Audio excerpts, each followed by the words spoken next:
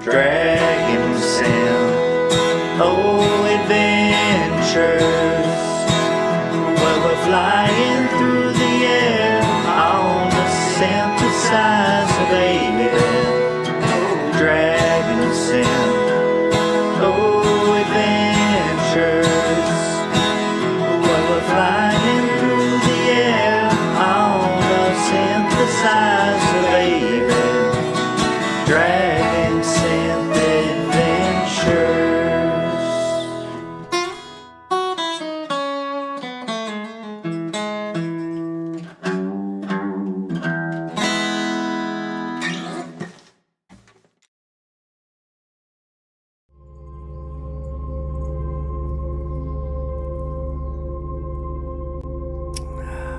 Welcome.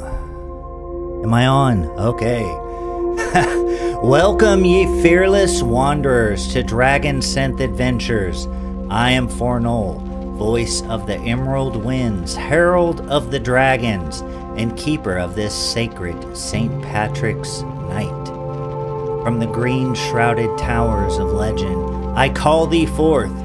No scales upon me, yet the fire of the ancient worms burns in my soul, guiding this realm of wonder and delight. Here muscle meets muse, strength carved by will, art born of the western spirit, and the roar of our voices fueling a storm of reclamation. This is no mere stream. It's a crucible of glory. My hoard glitters not with gold, but with the pulse of synths, the stroke of visions, and the clash of epic tales. Will ye dare to forge your mark upon it? Step into the fray, ye adventurers, chat with the flame, weave with the wind, and ride the rhythm of Dragonsynth Adventures. Fornull, I bid thee begin the saga.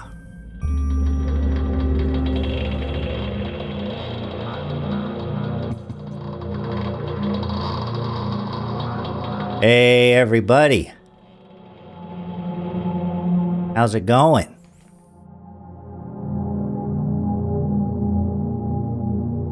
Happy St. Patrick's Day.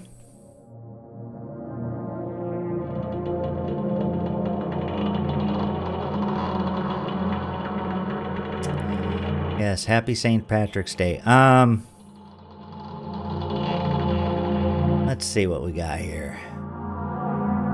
Check out who's in the chat. I see No White Guilt's here. Thanks for being here, brother. He says, ready to rock and roll with the great Fornull. I see Newsfist here. Proceed with the synth. You know, before I continue, I want to thank something I really appreciate is Jason Kuna and Yiz the Unifier. Both work hard to build their audience, and then they share that audience with me, and I greatly appreciate that.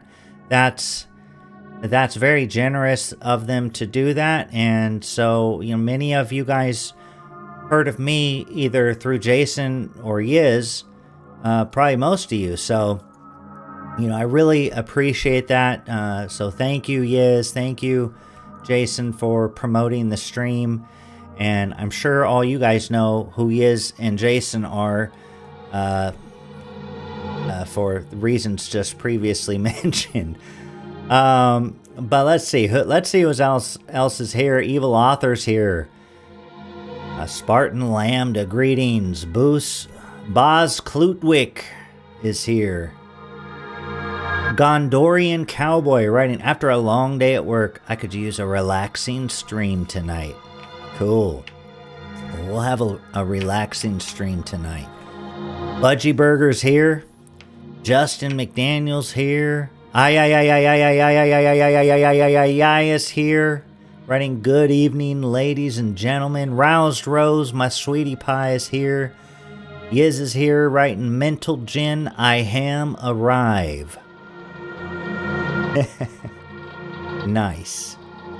Franklin's here, welcoming everyone to his stream. Thank you for coming. he's saying. And if you don't know, I am secretly Franklin. Or is he secretly me? I don't know. Sometimes we get cross signals and it's hard to tell, but let's see what else is going on here.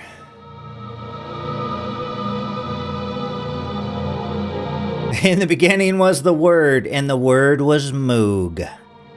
That's right, Budgie Burger. News Fist writing, yo, yo!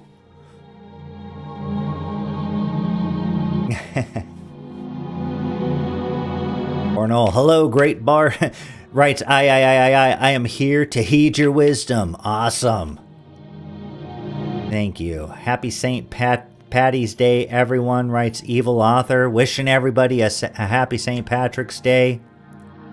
Patron saint of Ireland.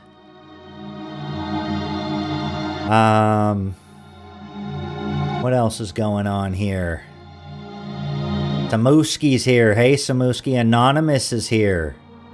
Good to see you, Anonymous. I miss anybody? Promethean Reckoning. Green Fez is here. Promethean Reckoning writing, pro tip. There weren't any snakes in Ireland, but there is now. So that means people brought snakes in, huh? Well, that wasn't very smart, was it? They canonized the worst, writes Anonymous. I think he's talking about St. Patrick, maybe? I don't know.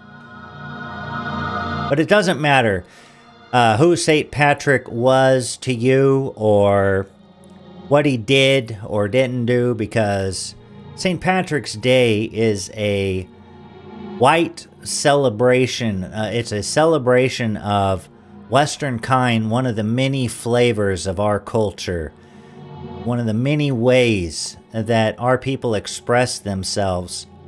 And there are so many ways, and I love them all.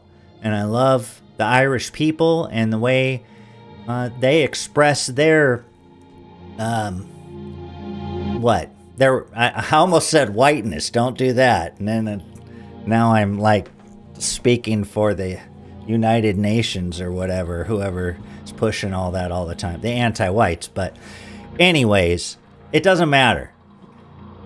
This is a celebration for white people. And yes, there's degenerate forms of celebration going on, but we're not going to do that here. I'm not going to have, to glorify alcohol and all that. Not there's anything wrong if you want to drink alcohol. I'm not trying to guilt you. I'm just saying, there's more to it than that. And I think that's a positive thing. And so anyways, run away, writes Evil Author. Because run in fear, Ivan is here. Welcome, Ivan. We were waiting for you to get started. I was just kind of,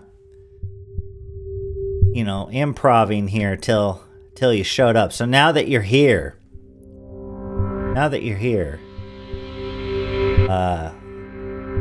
I'll play this little thing I recorded a while back. Sometimes I just record things that I'm going to play in the stream, and then I don't play them. I'll forget or whatever. This is one from a while ago, but I'll play it real quick. It's kind of funny.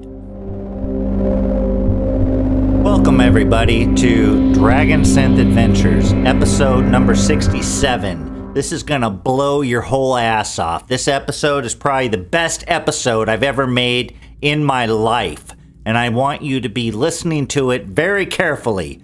Every drum beat, every synthesizer note, you need to be paying attention, because there's going to be a test at the end, and if you don't get every goddamn question right, I'm going to strangle you! Anyways, I hope you guys have fun, and it's going to be great.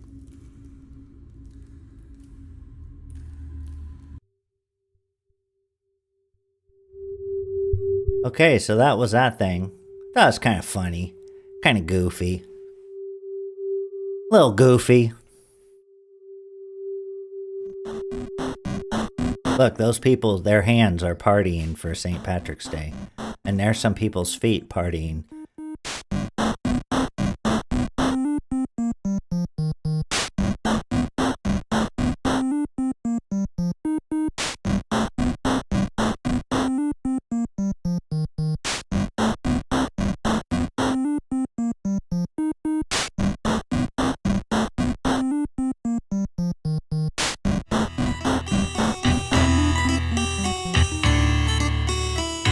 don't put the Jameson away on my behalf.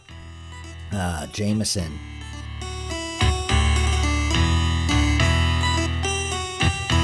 Now, there's Jameson, and then there's, what's the other one? Roused Rose, what is it?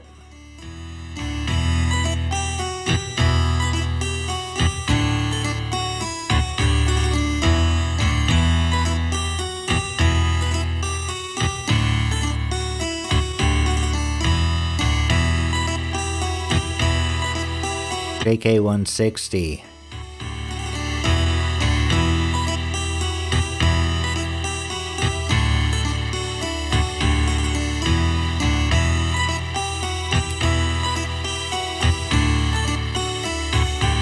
Bushmills. There you go. Do we have any of one of those? And you don't have to say which Roused Rose, because maybe I will partake of one. As we call it around here, and don't ask why, because, well, you know. All of you know, you're all adults, and you have significant others and friends, and you just develop weird little inside jokes or whatever, just, you know, because the day in, the day out, and so things just develop over time. So now, for some reason, if I want a whiskey and seltzer or something, or if she wants something, I'll say, can you make me a poop? I know, it's crazy. But so now, and it started just kind of as a joke, and it developed from put some stank on it, you know, you make me a drink and put some stank on it. And that's like give me extra alcohol, basically. And so that has over time devolved into just make me a poop, which I guess you can kind of see the connection, but anywho.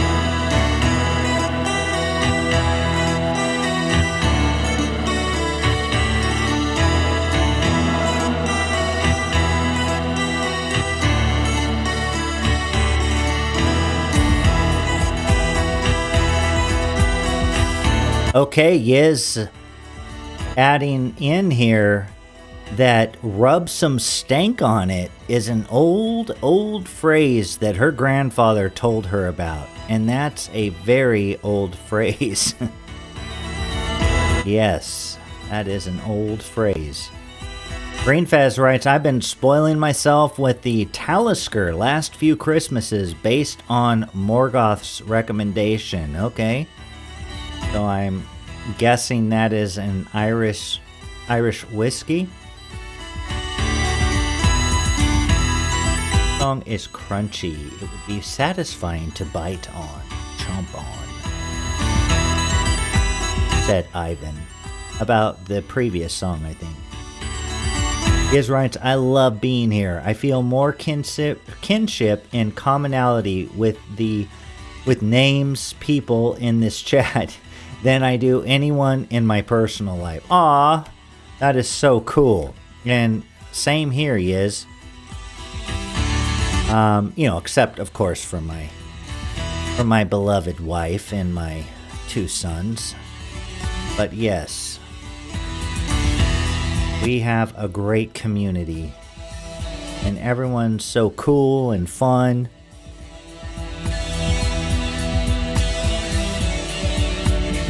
And down for white well-being. I mean, how can you not love somebody who hasn't taken the poison? Or if they did, they cured themselves. They gave themselves the antidote and got out of that. Although I'm sure several people never had or never were, on the other side of things. But either way, it definitely isn't going with the flow of abnormal society. Being white positive is definitely a rebellious thing to do at this point, and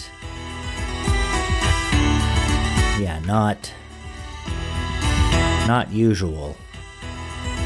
Although I think it's becoming more and more normalized. You can see it happening.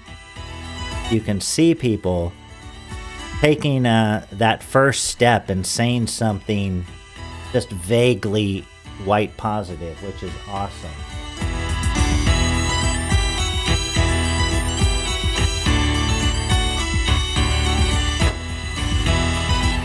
My poop has been delivered. Now this is just water. Cheers. Clink. This is just water.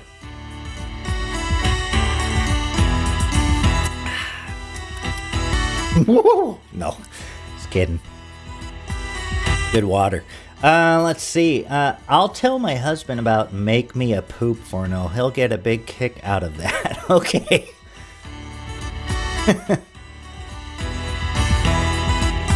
Yeah, that's a good one. Let's see. What else we got? What else we got going on?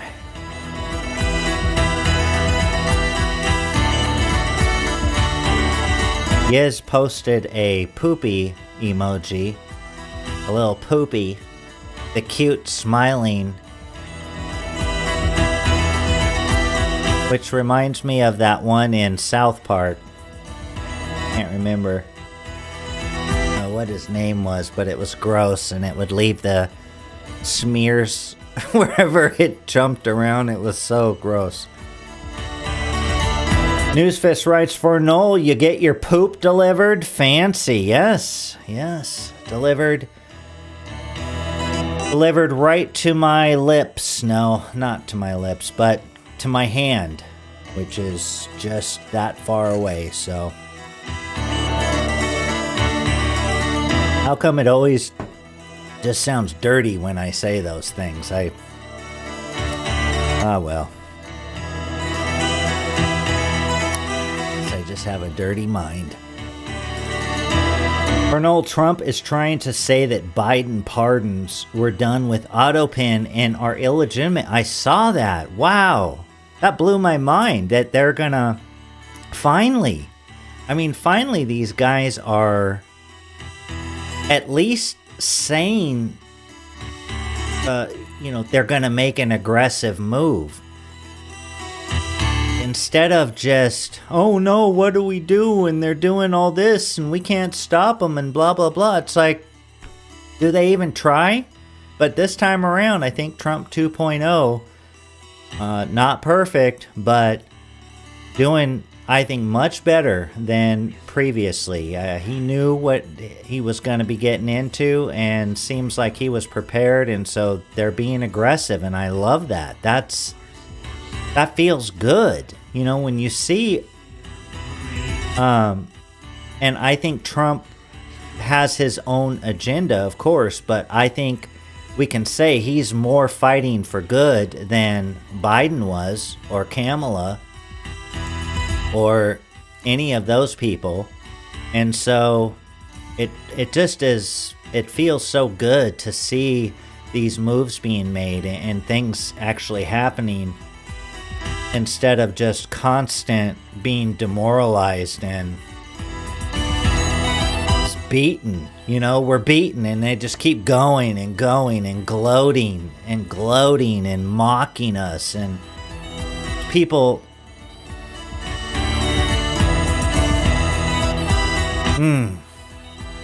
one of these days, anti-whites, or is it? No, just kidding. Well, am I though?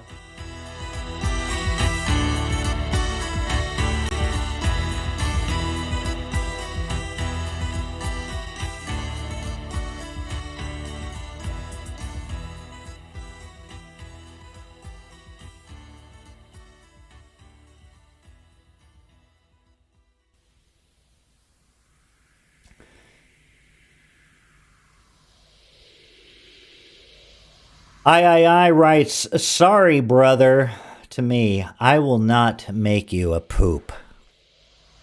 Well, okay. That's okay. I only need one poop a night, at most. At most. Maybe 2 or 3 poops a week. I probably... Well, yeah. Anyways.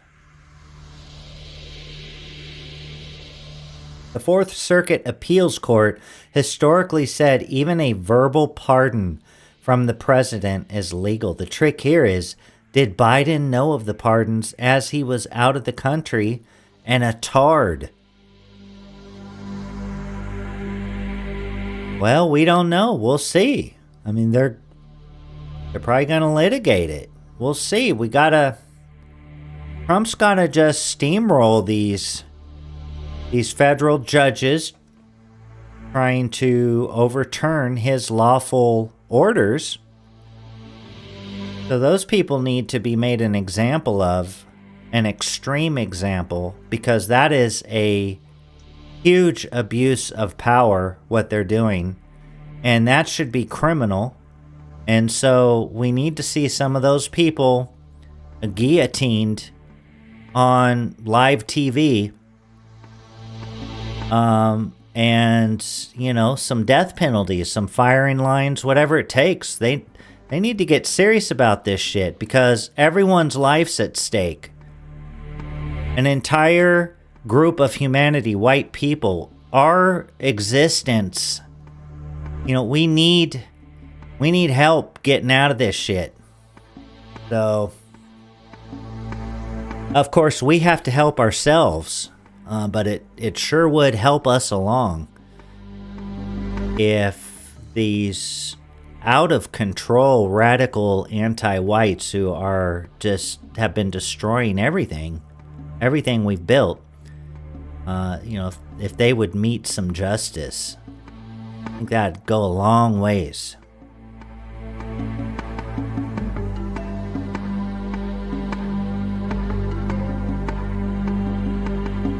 Mooski wrote, you look like you can pack quite a punch with those ham fists. Ham fisting it. I could probably punch pretty good.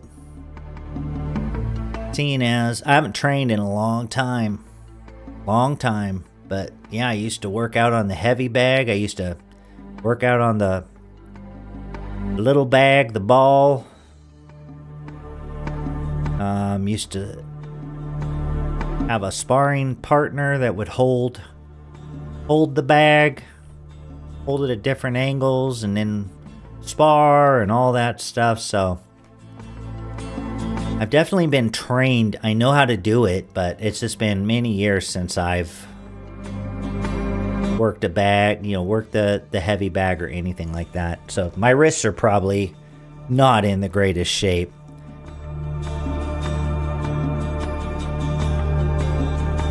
And you learn that. You start punching a heavy bag and you haven't done it in a long time. And then your wrist and your forearms are just exploding. They feel awful, like you've just completely ruined yourself. And then you know, oops, need to get back on that.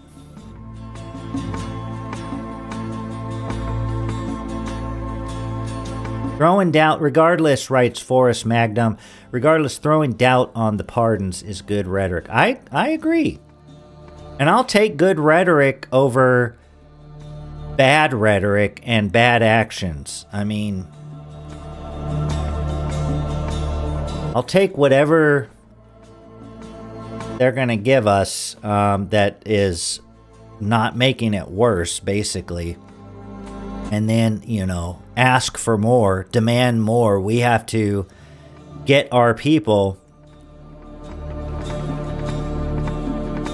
demanding for what is right, what is rightfully ours, and feeling that, knowing that we deserve better than this. Once we have enough people, we reach a critical mass of white positivity, then we're going to steamroll them. And they know it, and that's why they're doing everything they can to suppress it. Because then it's show's over at that point for them. Hallender's here. Well met. Well met, brother. How goes it, pondering the flame? Laugh out loud, not to war with my pet dragon. Oh, he's writing to Green Fez, yeah.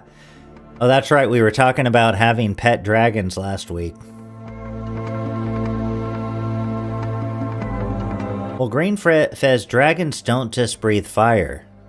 They can breathe chlorine gas, if you're talking about the dragons of fantasy fiction.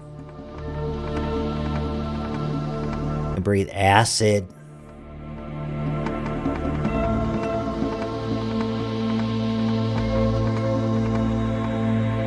And breathe frost.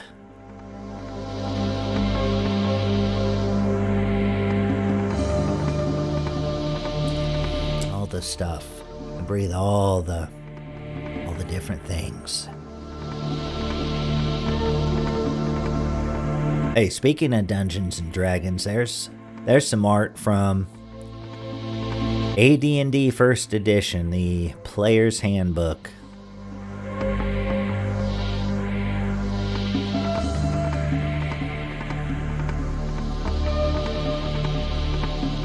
Who was playing the half-orc? I never played with anyone that wanted to be a half-orc.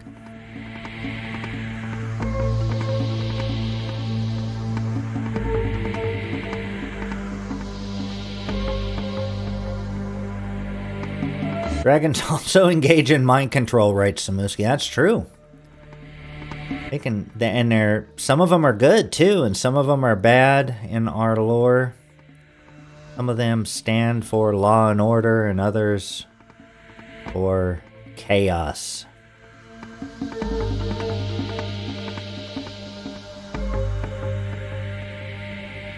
Need more battle dwarf imagery, yes.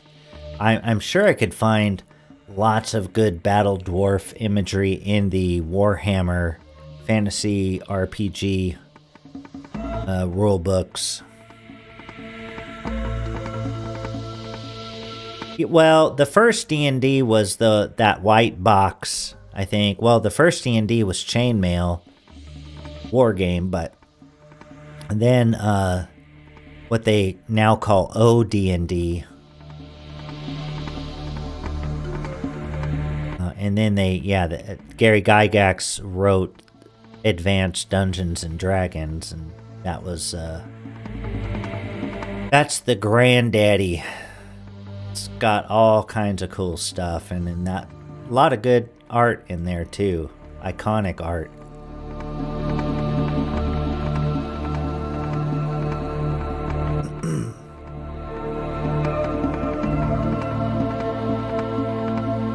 Budgie Burger wrote, most of my best friends are half orcs. Bigot.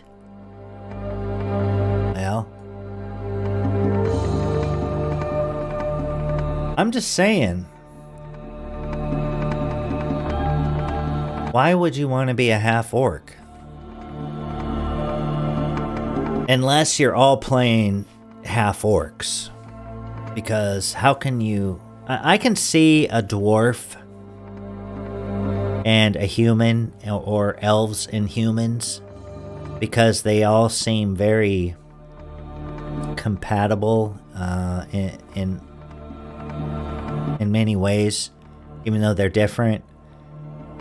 But not the orc. The orc, the half orc, he's the outcast, so I guess it could be fun though. If you had a good idea for a half orc character and how you wanted to play it. I'm not big into lengthy backstories. I think the backstory, and I like a little backstory on a character, just a little. It's a seed. And then they make a story. Because you see too many times these people just writing these ridiculous backstories for their characters, and you're just going, no. I saw you, how you handled all these situations. You did not start out better and then became that, so I don't think so. Are orcs Borgs? Mork Borg. Orcs have no sense of humor. Well, maybe they have their own sense of humor. You know, maybe an orc likes to pick up kittens and just throw them up as high as they can and watch them land on a rock and splatter, and then they all laugh. So, you know, they're so different. It doesn't seem like a sense of humor to us, maybe. Or they like going around, the orcs like going around and just punching elderly people and women in the back of the head as hard as they can, like knocking them out, and then they all laugh. So, and they think that's funny. The orcs do that.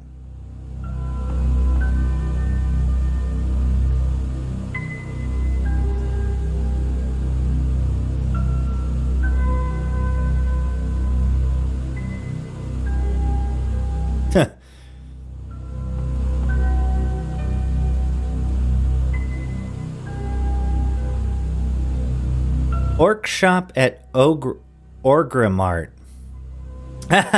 Like Orgrimmar? Nice. Orgrimmar is in WoW, but it's from before that, right? It's trying to remember where Orgrimmar, what book that was. But that is not World of Warcraft. They took that. Allender writes, Magnus Opum recalls that orcs and half-orcs were definitely prohibited from entry in Kelvin. He hopes it is still the case for Specularum also. No, Specularum is a multicultural shithole. No, Specularum, though, it's gonna be the big city in Karameikos, so we're talking about the known world here, Mystara.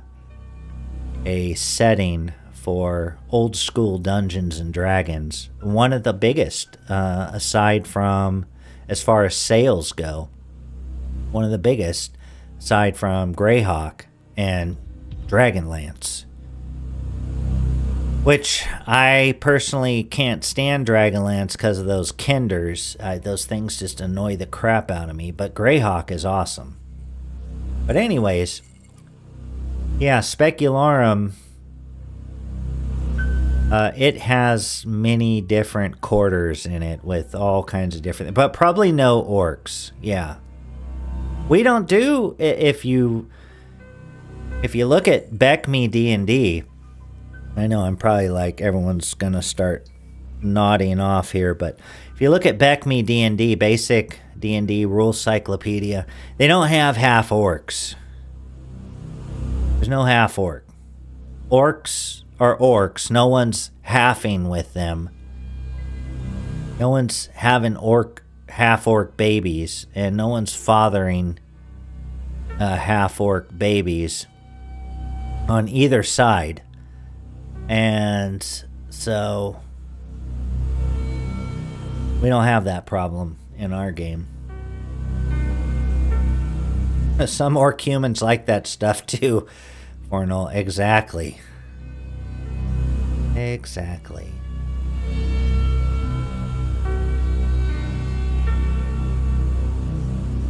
Go back to the other.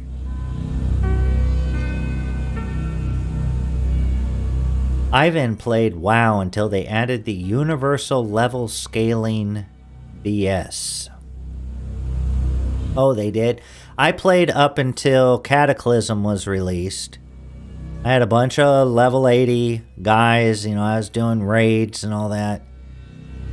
And I just kind of lost interest at that point.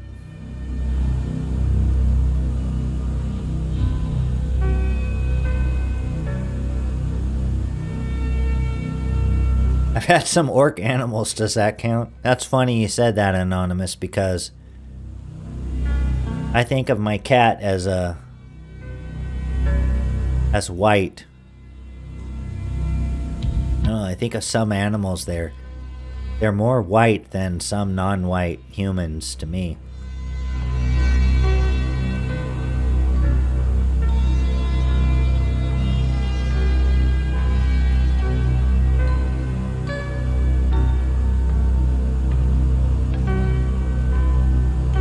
I says Fornull, my friend played an all-Italian themed D&D game. There was a big debate on if Italians are the dwarf race. Okay.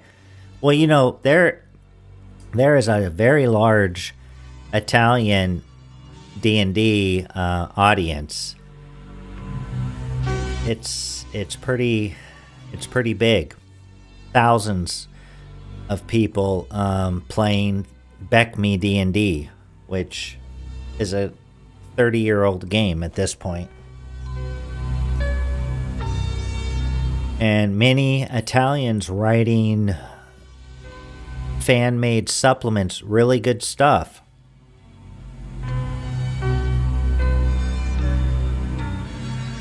Newsfist wrote, I started playing at Lich King for a while. It was so awesome. Heck yeah, it was so awesome.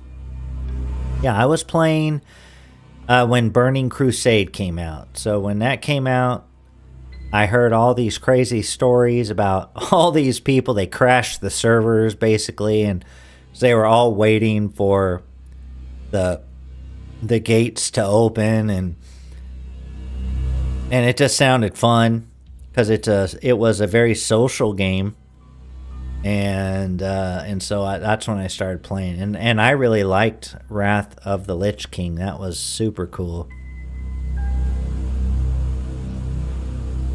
Allender wrote, I bought World of Warcraft on release, but didn't have a credit card, so I couldn't play. Oh, that sucks. Lent my CD to a friend sometime later. Forgot about it and missed the craze. Then got persuaded to play it again when Cataclysm released. It wasn't really for me. Yeah. Well, World of Warcraft, for me, I had to have all kinds of mods to make the UI bearable, because the UI was really unintuitive and clunky, and it was neat at first, but then I wanted menus and inventory that I could scroll and not have to open 5 different windows that are each their own bag and all that, and so with all the mods installed, then it was pretty cool.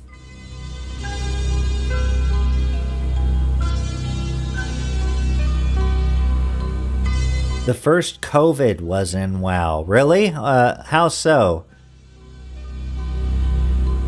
Evil Author writes, never did WoW, but I know I missed out. Never had the monies. Yeah. Yeah, it's hard to justify paying a subscription to play a game unless you get to play a bunch of games. You know, like those Game Pass or something. I don't have it. But I could see if you're a gamer paying $15 a month or whatever it is. I mean, some music streaming services are that much. And then people that, you know, have Netflix or whatever. I don't have Netflix or any of those things.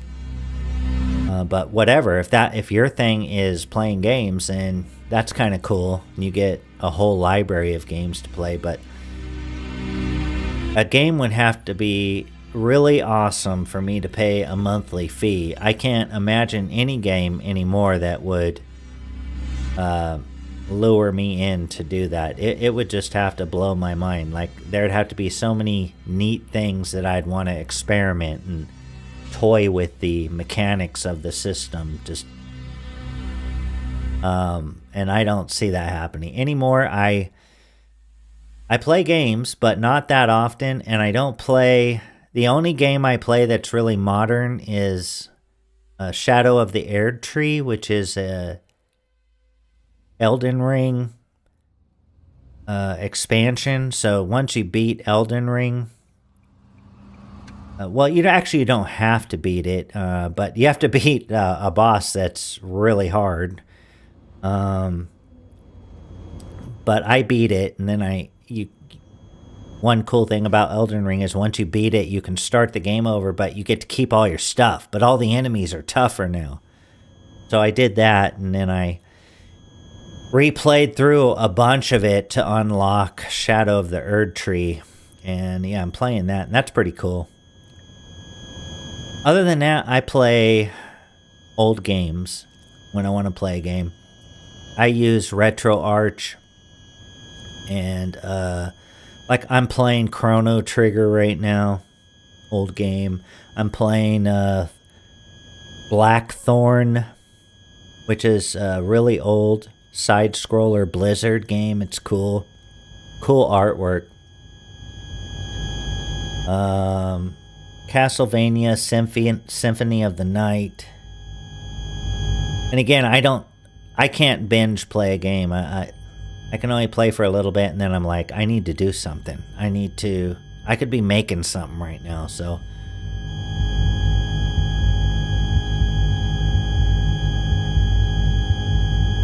Or get on Twitter and help promote people's advocacy, whatever. Fornull, there was a glitch in a curse in WoW that spread like a plague. It was actually used in a few papers on epidemiological modeling. Okay. Interesting. I don't remember that. That is so cool. I'll have to look that up. It's called the Corrupted Blood Incident, an unintended in-game pandemic caused by the Hakar boss fight in Zul'Gurub. Oh, so those trolls. Players spread a contagious debuff across cities, creating chaos, much like a virtual version of the real Black Death. Okay, wasn't Zul'Gurub? Was that the trolls? Or was that something else? It's been a long time. My main on WoW was Undead. Name was Gorlock.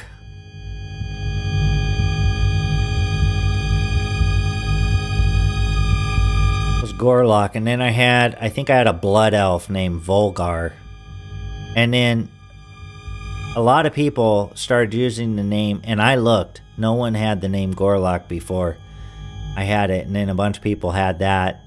I thought that was a pretty good one. And then Volgar, I looked at that too to see, like, is anyone using this? And you can look up online, especially WoW. You could see all the players' stuff, and no one had that. And then later I saw someone made a video game called Volgar. The same way I spelled it too, with the 2 R's at the end. Basically Thundar the Barbarian, but vulgar.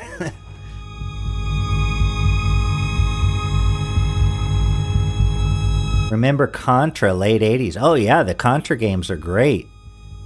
Heck yeah, I mean, that started on, I believe that, if I'm not mistaken, wasn't that an arcade game? But maybe not, but I know it was on the NES system, the first Nintendo.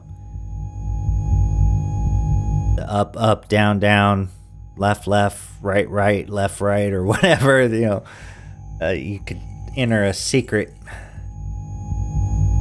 code. What are we listening to? Sita Contaminita. Hey, that's very apropos for what we were just talking about. This is a dungeon synth by an artist called A. Ralla, and they did a whole concept album about like a contagion. Kind of like, what was that movie from the 70s? Oh, I loved it so much. It's so good. Where the virus spreads. And the music's really cool for it. I can't believe I can't think of the name right now, because it's one of my favorite movies. Slow is a slow, it's kind of a slow-paced film, but really entertaining, and it just is pleasant to watch. It was kind of relaxing to watch. I don't know. What was that called? Crap, I can't remember. I'll think about it. Newsfist asked Fornull, what was your main? So my main was, for the longest time, my main was one of the undead. It was an undead warlock, I want to say. Let me see. Let's see. Yeah, it was an undead warlock. The Andromeda strain, thank you. Yeah, the original Andromeda strain had a really cool soundtrack, very minimal, very Moog, you know, synth, modular synth sounds, and so anyways, this A. Ralla artist sounds like they're heavily influenced by that, made a tribute album, sorta. In my mind, that's what it is, too, the Andromeda strain. That's what we were hearing there. And that song sounded like something straight out of that movie. Or that track, I should say. We should do an old sci-fi movie night. That'd be cool. Have to do it on D-Live. Probably wouldn't want to lose my channel on YouTube. Were you a Warlock too, Newsfist? What were you? What was your main? Yeah, I'm guessing it was. What race did you play?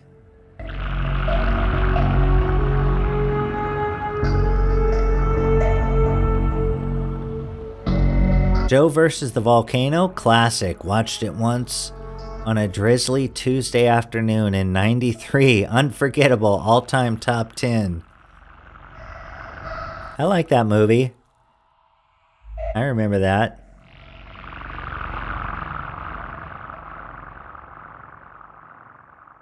Yeah, that was a fun one. I don't know if I could watch it now, because I can't stand that guy, but... the main actor, but... Yeah. Good memories of it.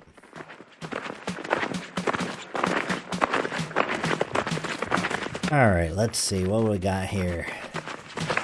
What do we put on? What should we put on?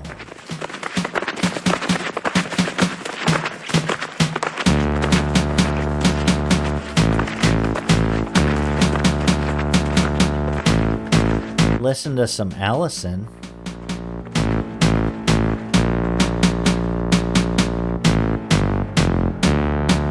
It's like Allison.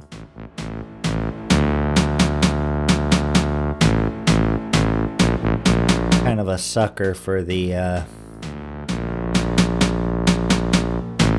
good synthwave stuff.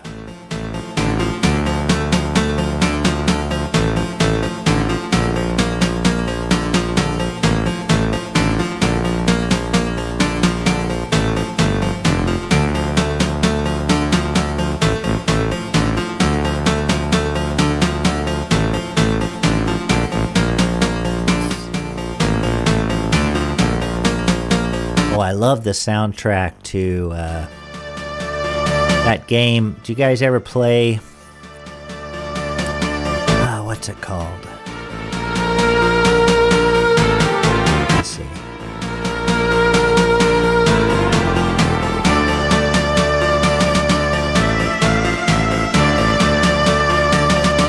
Star Crawlers. Faster Than Light, FTL. That was a cool game. Had a great soundtrack.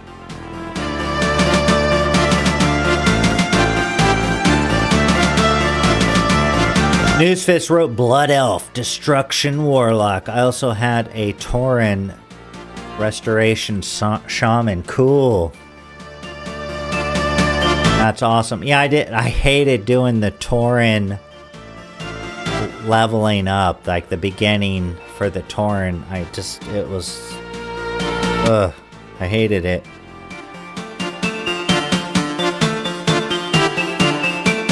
Why? There was just a lot of big, like huge spaces you had to cover.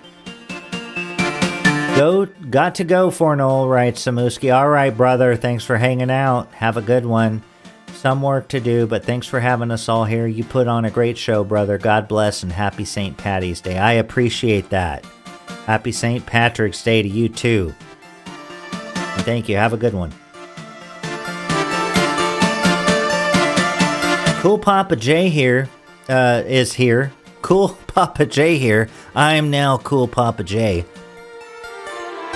And he writes, put on some Justin Timberlake. I don't think I can do that.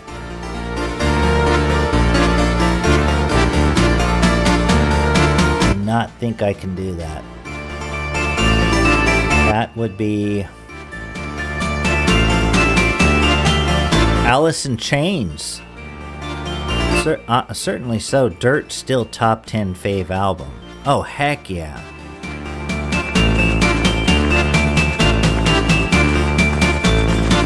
I love Alice in Chains. That is some badass music. And their guitar player, I mean, he just wrote some amazing riffs. And all of it together was just, oh man, I love it. Huge Alice in Chains fan, or was. Don't listen to him much anymore, but if it comes on, I'll listen. Okay, let's listen to some of this Allison.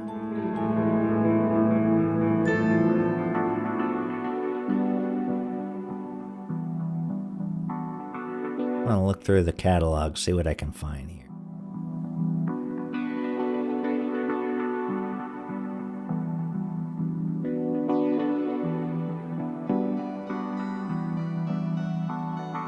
I'll be back.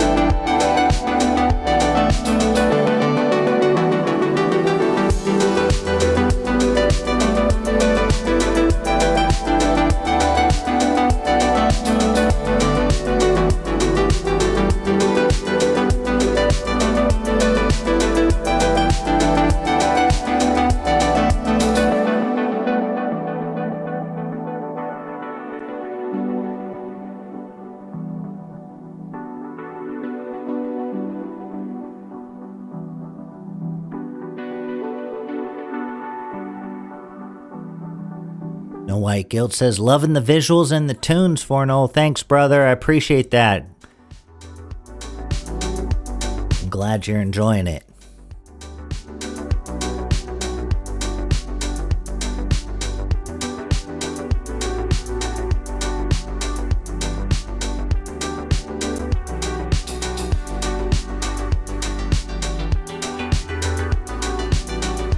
Nobody had corned beef.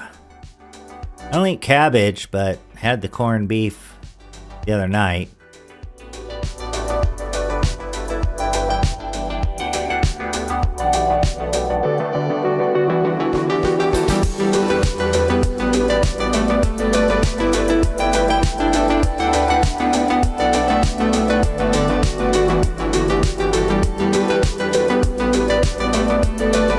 Louder Than Love was awesome. What a badass album. Maybe the only one I like from them, but...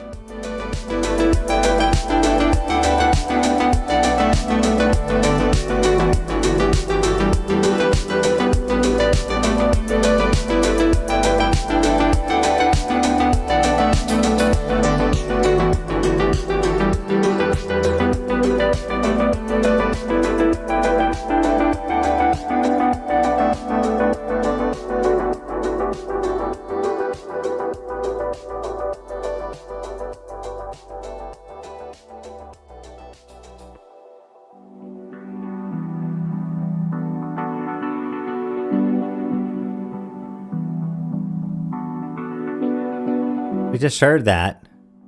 What are you trying to do? A bunch of bullshit.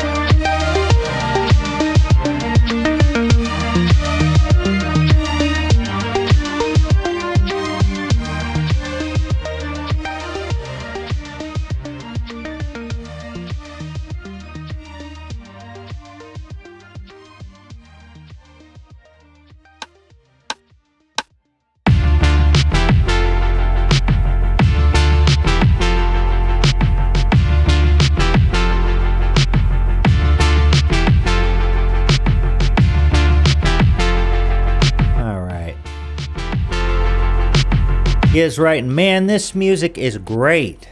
I agree. I love this music.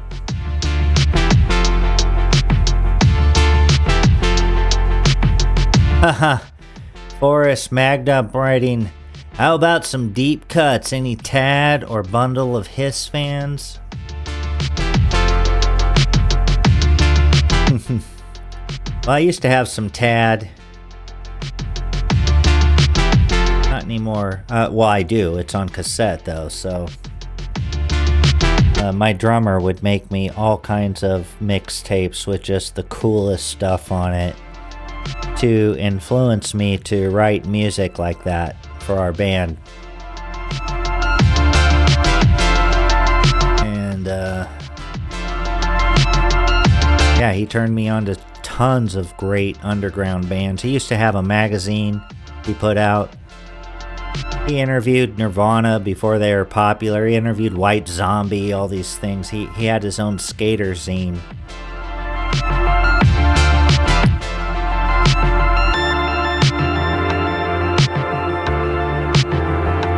Did you play Dwarf Fortress? Fornull writes, asks, I.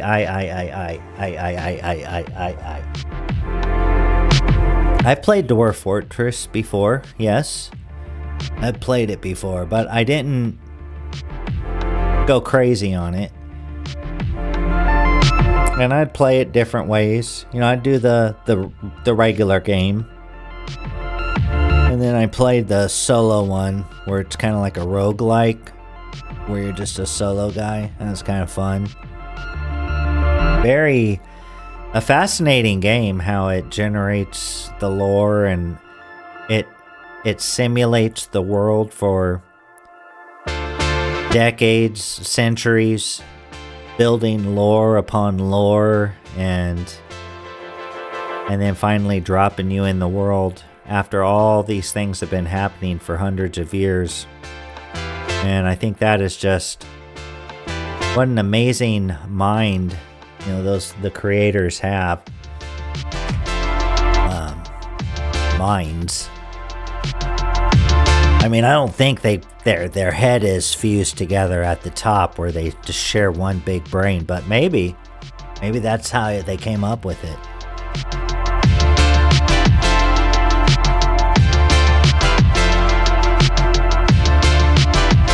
Have you ever heard of boat murder? There's a reference to it in WoW. If I have heard of it, I don't remember hearing of it.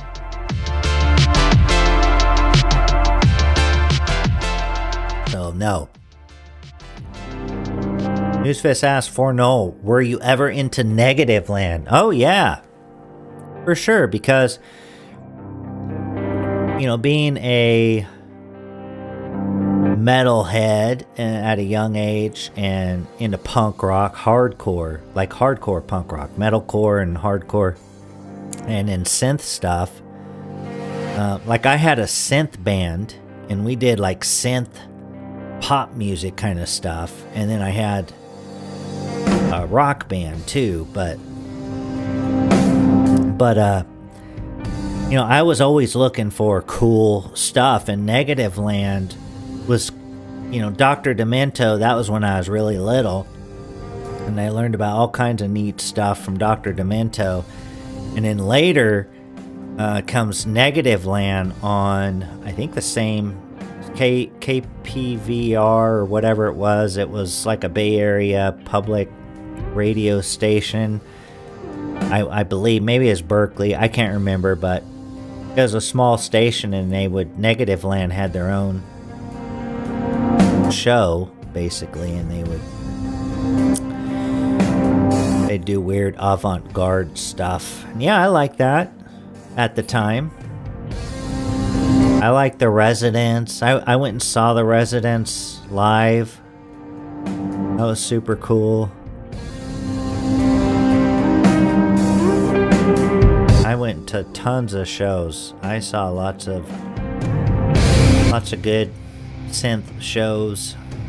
Saw Nitzareb, Zig Zig Sputnik.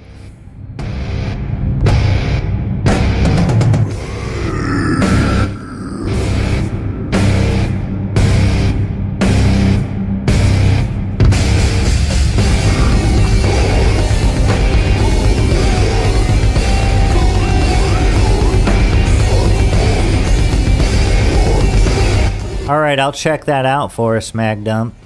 Bundle of Hiss.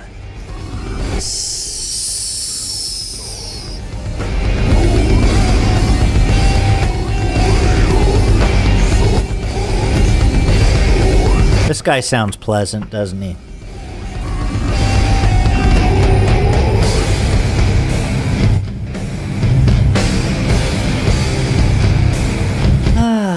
What else? What else we got? Fish heads, fish heads, roly-poly fish heads. Fish heads, eat them up, yum. Barnes and Barnes. And they also did, my puppy died late last fall. He's still rotting in the hall. Dead puppies, they're not much fun. No, no, no. Dead puppies. Dead puppies. Dead puppies aren't much fun.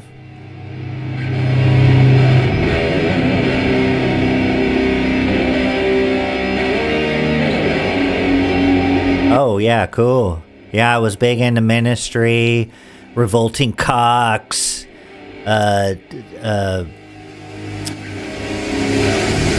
what's the band? I haven't thought of these bands in so long I couldn't tell you right now, but I was a huge industrial fan.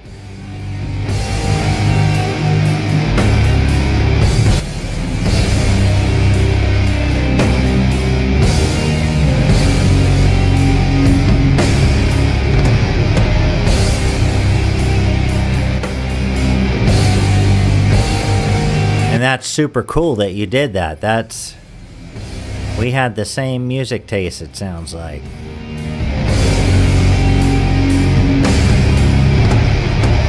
It's fun playing that kind of stuff because your audience will be small, but they're going to be super into it. They're not just normal, not normal, but your average kind of person just passively consuming the music or whatever. You know, they're gonna be into the scene and everything, and that's fun. I definitely spent a lot of time hanging out at going to goth clubs and industrial metal, punk, all that. That was a lot of fun.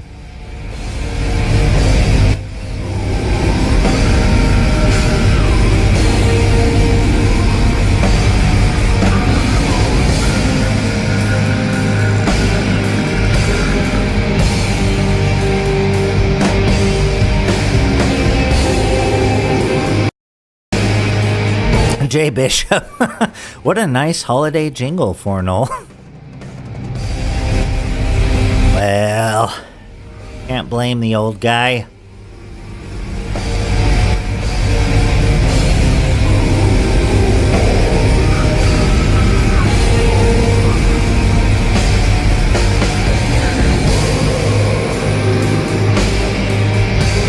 Oh yeah.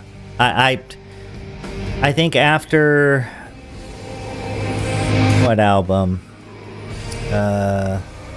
Psalm 69. I was done with Ministry and all that. And I like Skinny Puppy too for a while there. And yeah, lots of those bands, but I got more out of like doom metal and stuff like that. I started moving more towards either thrash like Slayer or doom metal, and then just crazy synth music. I guess techno, but more not as straight, you know, not just 4/4, but all the other stuff that came out of techno and all that stuff. But yeah, Revolting, I mean, Revolting Cocks, that guy, Elaine Jorgensen and those guys, they're just a bunch of anti-white assholes. Hey, did you guys see where Bruce Springsteen fell over on stage? That was kind of funny. Total anti-white. The people who made him what he was and built the infrastructure for a society that could support something like a rock star or whatever in the first place, and just shits all over us constantly. Not that I ever liked anything he did, but yeah, it's kind of funny seeing him fall over on stage. Oh, Yiz is taking off. Good night, sister. Thanks for hanging out. Have a good one.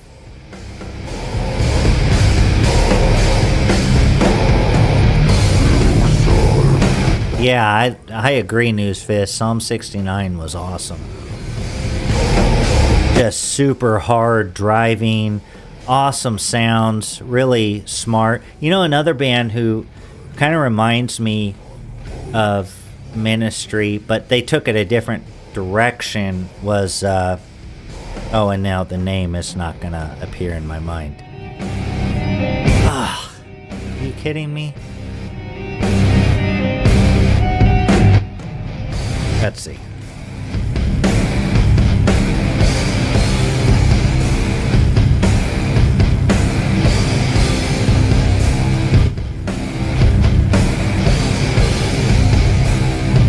Neurosis. I'm so glad I brought that up. Neurosis.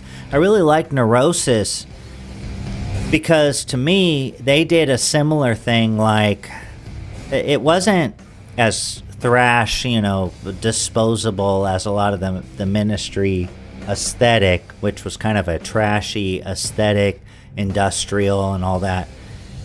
Neurosis a little more on the doom side, but they did really cool things with samples and synths, and in a similar way that they did on Psalm 69, to create layers and textures looping in the background, and it just would build up, and really cool stuff.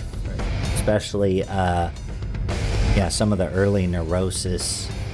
They're a Bay Area band. When I lived in the Bay Area, they're pretty big. They were awesome in concert too.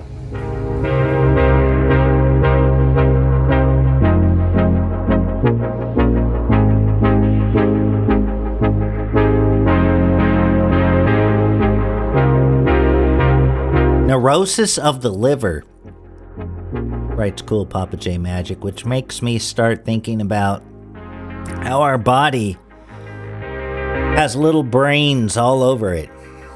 Not just the one in our skull. We have little processing centers all over our body. Which is interesting. And so maybe, possibly, you could have neurosis of the liver. Who knows? Just hasn't been diagnosed yet.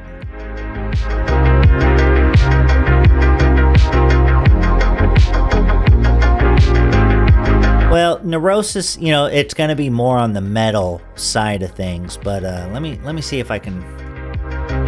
It's definitely more on the metal aggressive side of things, but let me see if I can find the one album. Granted, I was smoking a lot of marijuana in these times when I was listening to that, so that may have influenced my appreciation of it.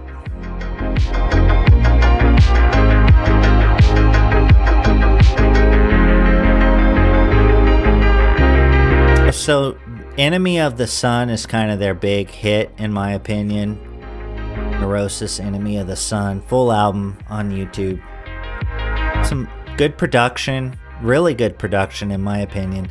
But then I liked also, and this one you just gotta kind of, these are albums you gotta just let the whole album happen and experience it like you're watching a movie. That's how it's going to develop in your mind the epicness of it, because you can't just consume a song of it and think that's it. You got to start the album at the beginning and you're done when it's over. And it's quite an experience, I think. That's how I like listening to music most of the time. I like listening to full albums. And so, yeah, I think that Neurosis, Enemy of the Sun, really good one. And the Souls at Zero, I recommend both of those. They have lots of albums, but those are the ones I listen to a lot. Oh, no. Through Silver and Blood, that one's good too. So 3 of them. Through Silver and Blood, Souls at Zero, and Enemy of the Sun, if you're going to check out Neurosis. It may be too like growly or something, though. I know a lot of people don't like that. When I first heard those growly vocals, after, growing up with Black Sabbath, Led Zeppelin, metal bands, Judas Priest, metal bands that sang, they still were making hooks and melodies. And then I started hearing stuff with the growly kind of vocals, and not just yelling like punk rock, but the really aggressive sounding stuff. And I just thought, this is ridiculous. I can't take this seriously. It's too weird. But eventually, there is an aesthetic to it that you can learn to appreciate, just like you can anything pretty much, whether it's warranted or not, the appreciation, that is. But in this case, I think, that genre of music that has those kind of crazy vocals, it definitely isn't something most people just right off the bat are going to like. But I developed a taste for it, and then now it's just another type of music. I know a lot of people don't like that. Okay, let's see, what do we got now? The gut is like a second brain. Ivan gets the big nervosity whenever Ivan eats too much. The milk and the soda do this especially bad, writes Ivan the Horrible. Well, the milk... The soda, you mean like a sugar drink? Come on, Ivan. You want diabetes?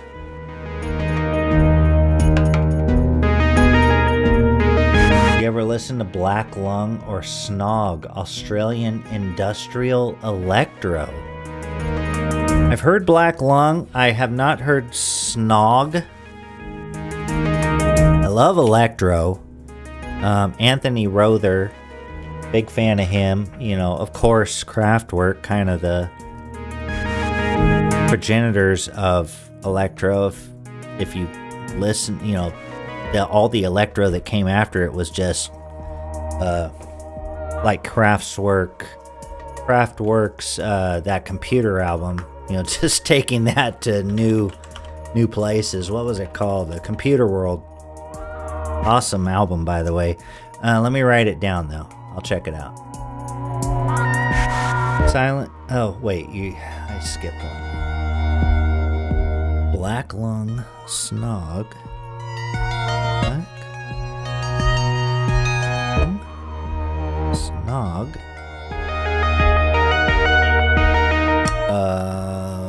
Silent Weapons for Quiet Wars. Okay, Black Lung, Silent Weapons for Quiet Wars.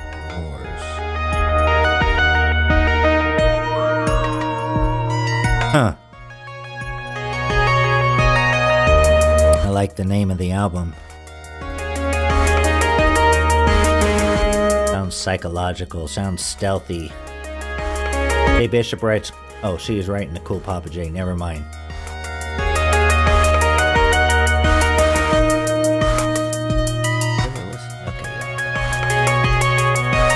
When Ivan was in high school, Ivan listened to the Disturbed and the Slapnuts. One day, Ivan came across the Cannibal Corpse and was like, what the The growly vocals grew on Ivan eventually. Yes, Cannibal Corpse, that's some crazy stuff, huh? I mean, that is just total insanity. But there's a method to the madness for sure. There's, I think, even more mad, but better is Morbid Angel. I love Morbid Angel, and a lot of that stuff is really weird and kind of unlistenable, but I don't know, the more you listen to it, then you start recognizing these different cool little intricate patterns in it, and before you know it, you love the album. So Cool Papa J Magic Fornull, what do you think about seltzer water? I gave up soda a couple years ago and drink a lot of polar seltzers. That's funny that you say that, because I don't drink anything but seltzer water. I mean, that's all I drink. So I drink Signature Select seltzer water. I drink LaCroix Pure, which is, they say there's nothing in it, but there's something in it. It's got a flavor. And that, we'll drink Polars too. I love it. I gave up beer, and I needed, you know, they say in behavior modification, you have to replace the behavior. It's just, you're going to have way more success if you can replace a bad behavior with a less bad behavior or a good behavior. And so that's kind of one of the founding principles of behavior modification. And so that's what I do, and that has worked for me. And I drink beer every night. I drank at least 3 very strong beers a night for many, many years, and replaced it with seltzer water. I'm thankful for seltzer water. All right, let's see. I can share your story. Okay, here's your story. That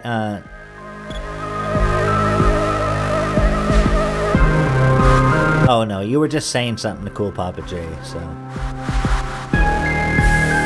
And it was a ongoing thread, so I didn't catch the whole thing. But thank you, I appreciate that.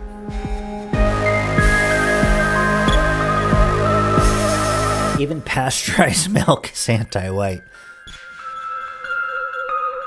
Well, I mean, pasteurization, from what I'm learning, is just ruining the milk. It just makes it last longer.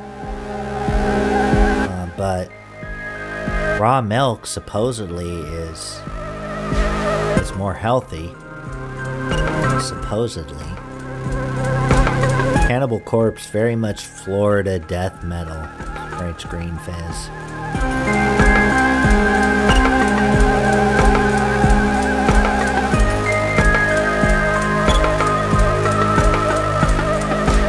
I try not to have any sugar at all. Nothing. Not ketchup, not anything. Sugar, I just don't want it. But occasionally I have it or make it in my body, like when I eat a hamburger and the bun. Cover the carb. Alcoholic here, but coping, writes Boz Klutwick. Good luck with that, Boz. You will overcome that at some point if you desire to. Roused Rose wrote, I quit smoking cigarettes and started smoking crack. She is demonstrating the behavior replacement of, this is, in her case, she's leveling up. She's going from the boring cigarettes to something much more exciting like crack cocaine.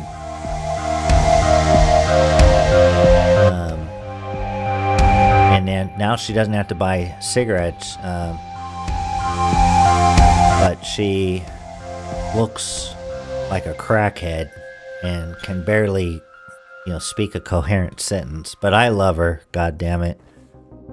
Love that little crackhead.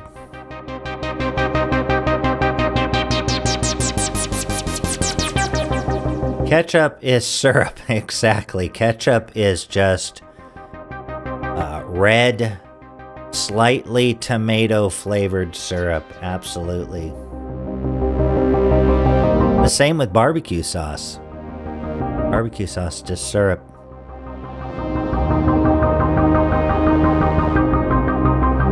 I mean, it's crazy, right? They put sugar in toothpaste, like Crest and Colgate have sugar.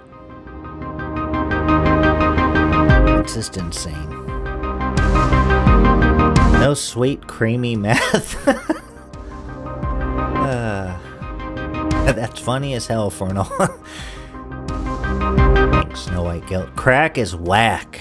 Yes, crack is whack.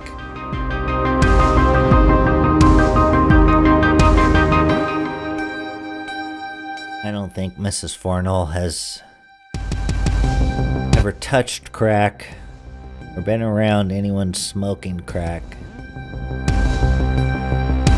I wish I could say the same. Not about touching it, but been around. Had very terrible roommates when I was living in the Southern California, and just kind of cast adrift and around a lot of degenerate people, and had roommates that did crack cocaine. I had roommates that were heroin addicts at one point. Just crazy, really crazy stuff. Very, very happy that part of my life is over with.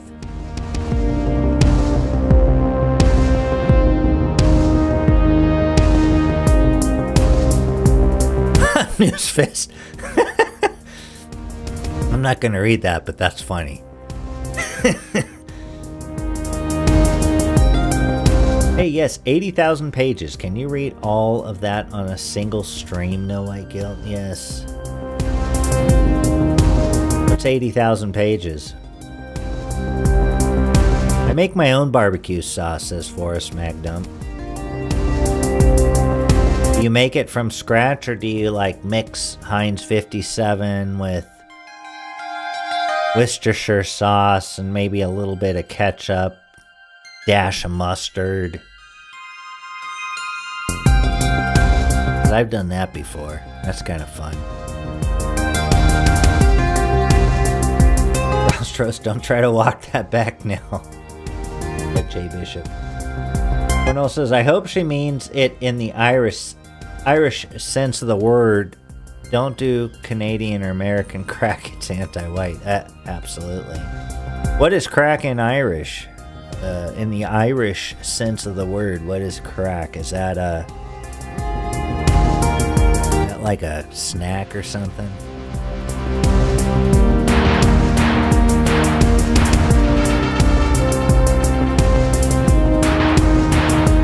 Cool Papa J, same here. Yeah, just a lot of stupid things fell into those traps. If I knew then what I knew now, I wouldn't have. And that's one of the things that convinces me that it's important to just keep sharing this stuff. Keep sharing Jason Kuna's Go Free, aligning with the archetype of, oh god, Western kind? I can't remember now.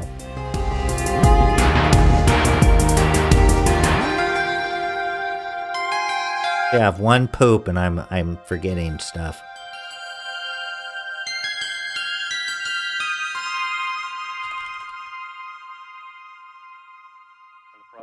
Yeah, okay, I got it right. I remembered. But yeah, had I known, what I was going to say is, had I known what I know now, of course, I'm an adult, I'm, an older man who has experienced all of the things that happen by being foolish and throwing caution to the wind and being self-destructive and engaging in risky behavior, whatever, for the excitement of it. But I kind of think if someone had been able to say in a convincing way all the stuff I know now, I probably wouldn't have done most of it. And I'd probably be a multi-millionaire at this point. Well, no, because then you have to... Well, no, you can be a multi-millionaire and be a good person. I wouldn't have done it in the entertainment industry. And that's what I was into for so many years. I mean, making video games, being in bands, all the stuff. And you're just surrounded by those people. I would not wish being in the entertainment industry on anyone's children.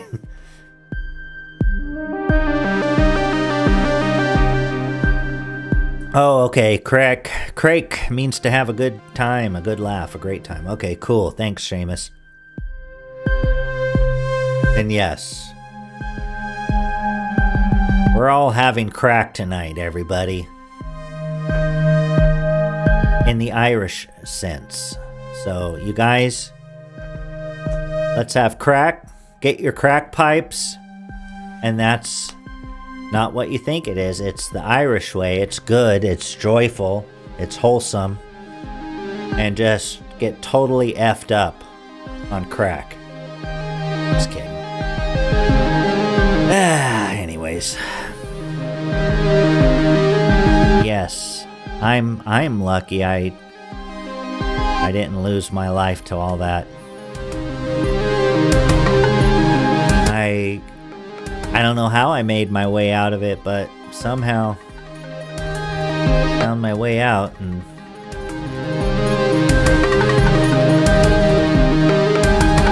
but it's so painful to watch younger people, go through that, and you're just going, you're gonna kick yourself. All the wasted time.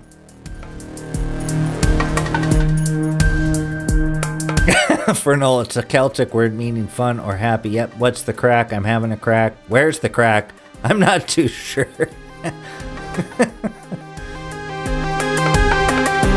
Hey, crackheads. Writes evil author. Crake. It's Crake, not crack. Is that where that cracks me up comes from? Maybe. I mean, that could also be like you're so shaken, like you're a jar or something and you're cracked. Maybe.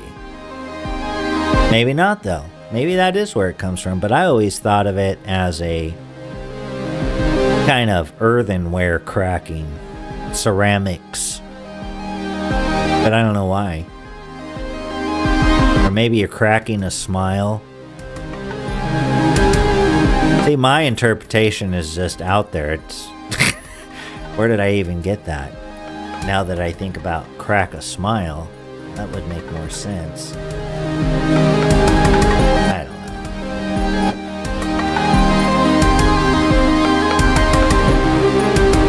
know. Smoke crack with little green tree people. What is happening in this chat? Ivan used to have a glass pipe, the type that you smoke the marijuana out of. Ivan would take the tobacco out of the cigarette butts and put it in the pipe. Okay. Well, that is one thing that was very hard to give up, smoking tobacco. I would roll my own cigarettes. American Spirit, buy the American Spirit and roll them up. And I also smoked menthols, which are illegal in California now, which, that's a good thing. Those things are like crack.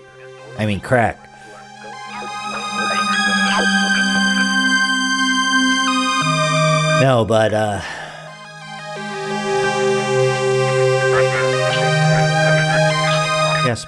if smoking cigarettes weren't bad for you, I'd smoke cigarettes, but it's not worth not being able to breathe. I don't want to die of emphysema.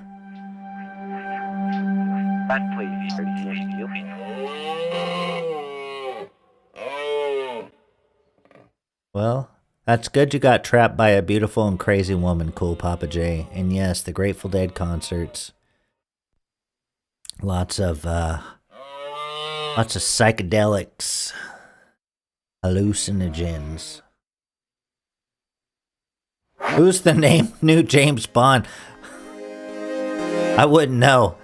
It's probably been decades since James Bond was anything worth paying attention to, in my opinion. In my humble opinion.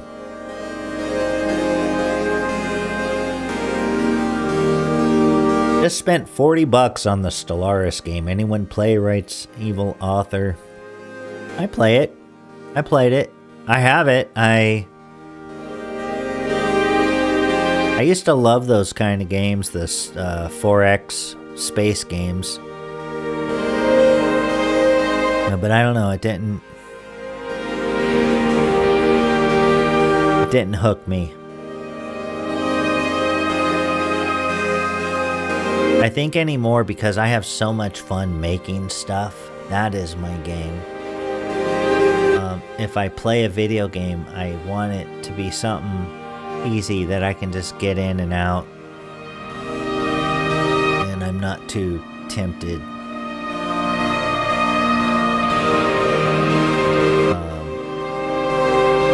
But yeah, I used to love, Homeworld and Sins of a Solar Empire. That was an awesome game. Stellaris, a little different, a little more grand strategy. Seamus writes, I smoke American Spirit rolling tobacco. It's 100% chemical free, and I have smoked for 30 years and can breathe just fine. 0 lung issues. Well, that's good for you. For me, it was not good.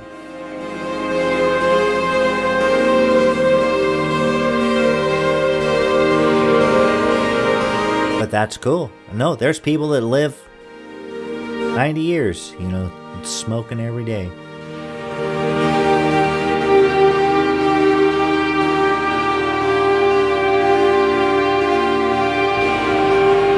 Yeah, you're probably right, Boz.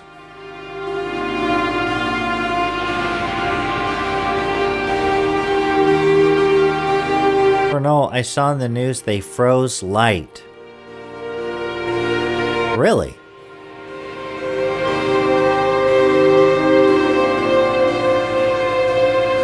So, light is a wave, light is a particle, right? The dual slit test.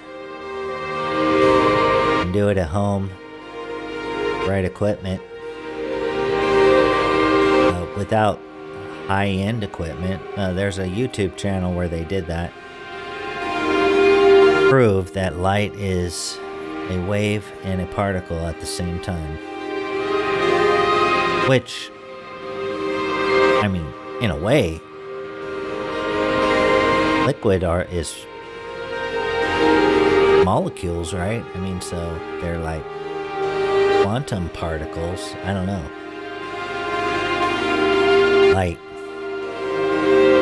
So, to freeze light, it would have to have something to it to freeze. And so what happens to it? That's just weird. I have to look that up, because that just doesn't... It's probably some super isolated, inconsequential experiment that... It sounds neat, but it can't be what I'm imagining. Because if you could freeze light, then you could make an infinite light source, no?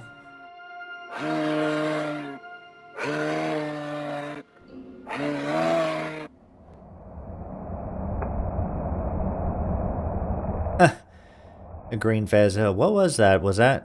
Sounds like My Bloody Valentine. Kinda, huh?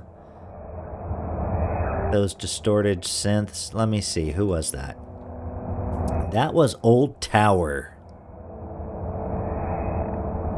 Or no, that was Volta. So that's an Italian. An Italian Experimental synth, dungeon synth group from HDK. The HDK label puts out a lot of interesting stuff.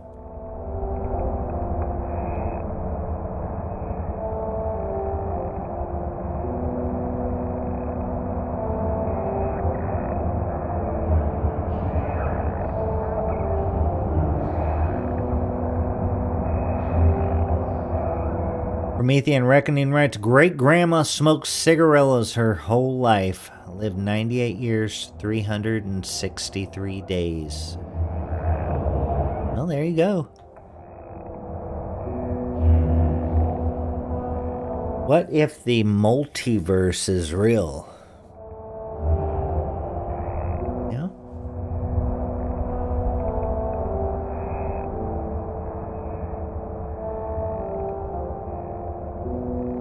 I mean,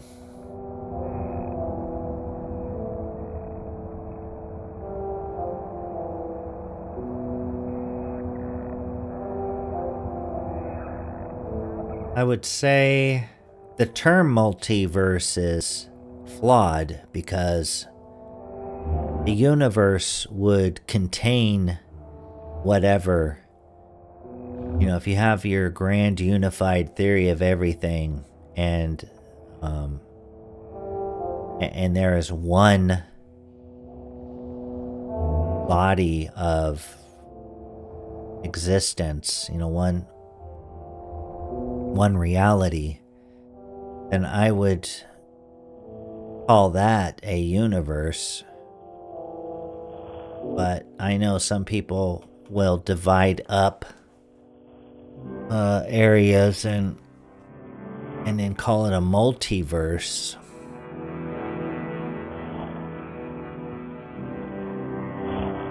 But then what's encapsulating the multiverse? Is it another bigger universe?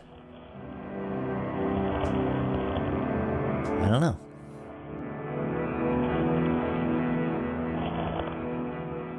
So they figured out how to make the wave not collapse before observing it? I'm confused. I'll have to go read about that. Wowzers. Interesting, writes Jay Bishop. Yeah.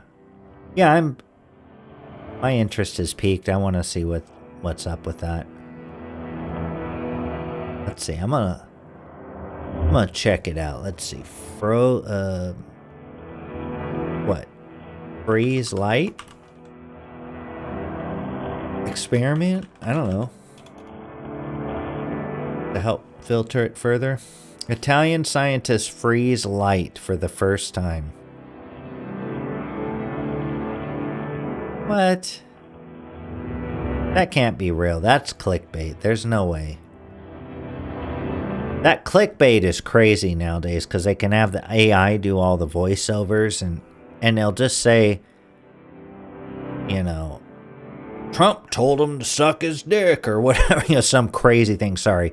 But, you know, it'll just be this outrageous claim in a picture.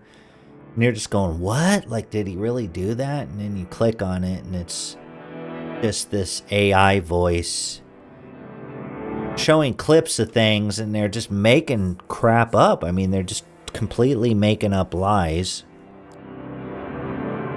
I'm sure people believe it. I'm not saying that's what this is, but it reminds me of that. Sorry, I didn't mean to say that. If kids are listening, that wasn't cool. That wasn't very pristine of me. Italian sign. Okay, let's see. Ahmedabad. Mirror. I don't believe it. Not gonna trust Ahmedabad, whatever the hell that is. Guy's girlfriend's a goat. That's not very nice. They're very nice people. Italian scientists. Okay, here's another one. Republic World. Well, that's Republic World's just clickbait, isn't it? Let's see what one of these says. What kind of... Two Italian scientists have succeeded to freeze light, proving that it behaves like a super solid. They believe that the breakthrough research is only the beginning of understanding super solidity. Super solid is a state of matter that has the structure of a solid but can flow without friction like a superfluid. However, it needs extremely specific conditions to form. 2 Italian scientists have succeeded to freeze light, proving that it... Okay, we just read that. But it's just repeating itself. And we just read all that. Supersolids have only been produced in Bose-Einstein condensates, which is a state of matter where many bosons, like atoms, condense into a single quantum state, a gas of atoms being cooled down to near absolute zero. This is only the beginning of understanding supersolidity. Italy-based physicist Antonio Gianfotte,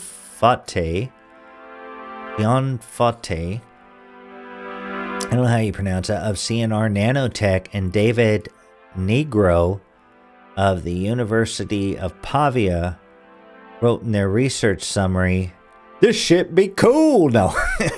Wrote in their research summary, at temperature close to absolute zero, the quantum mechanical nature of atoms emerges and exotic phases of matter appear.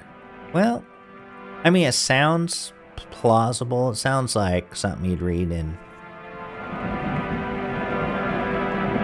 Omni magazine or something like that. At temperatures close to absolute zero, the quantum mechanical nature of atoms emerges, and exotic phases of matter appear.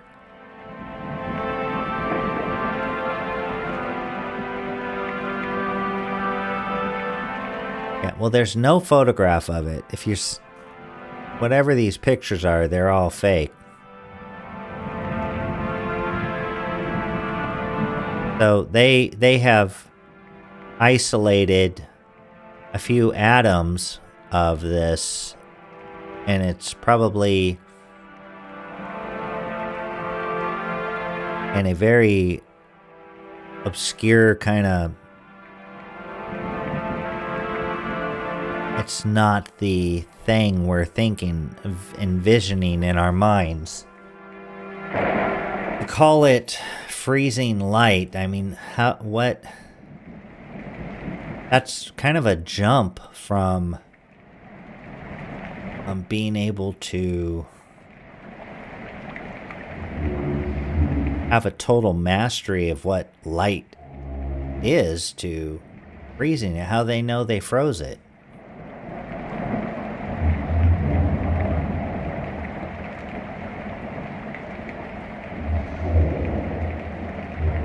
Okay, they used a glass-like crystal that contains a low concentration of ions, electrically charged atoms. Okay, so they have a glass crystal, and it has a low concentration of ions of the element praseodymium. Praseodymium. Okay, so they have this element, it's a crystal, called praseodymium, and the experimental setup includes 2 laser beams. One is part of the deceleration unit, while the other is to be stopped. Okay, so one laser is used to stop the other laser. And they're doing it, and the medium is the praseodymium. The first light beam, called the control beam, changes the optical properties of the crystal. The ions then change the speed of light to a high degree.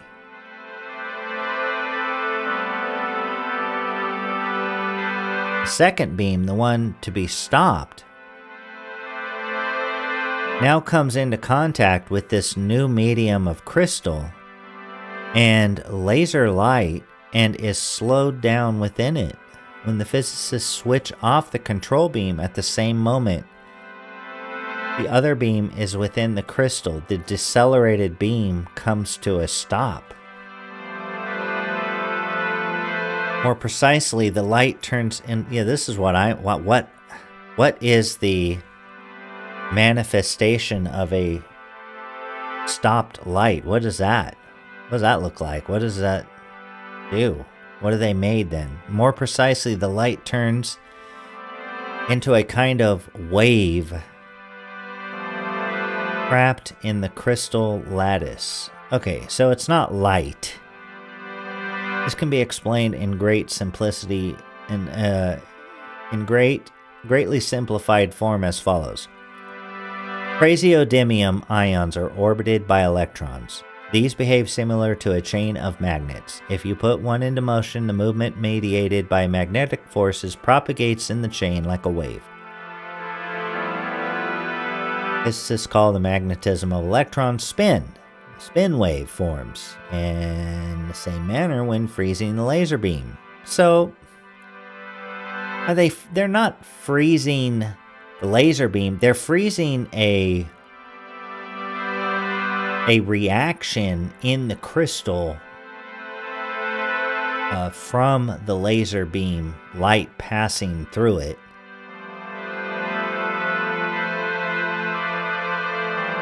Is that freezing the light? I don't know. I think it's a bit sensationalized.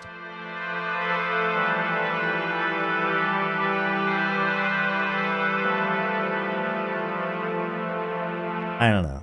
I mean, it's cool. But at the same time, it seems like a nothing burger. Hillary Clinton would say.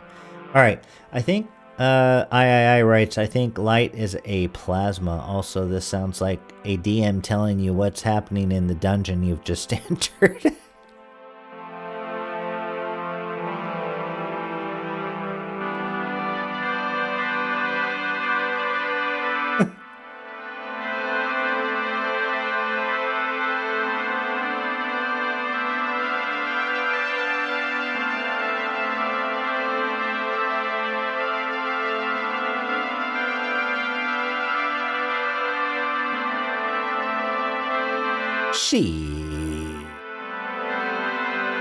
Not a boson, you're a boson.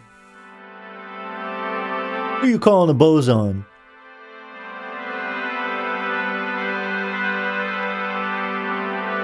Hello. All right, you guys. Well, we're getting down to the end here. Thanks for hanging out with me. It was fun. I enjoy hanging out with you guys every Monday.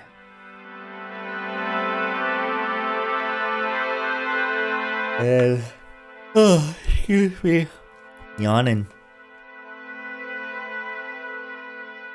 Again, happy St. Patrick's Day. Hope you all had a great one. Hope you have a great rest of your week. As I always say, we made it through Monday, so, you know, the rest of it's smooth sailing from here. And so, anyways, thanks again. Thanks you guys for hanging out, and I'll see you guys next time. Have a good one. Promethean farewell. Thanks, Jason. Alright, good night, guys.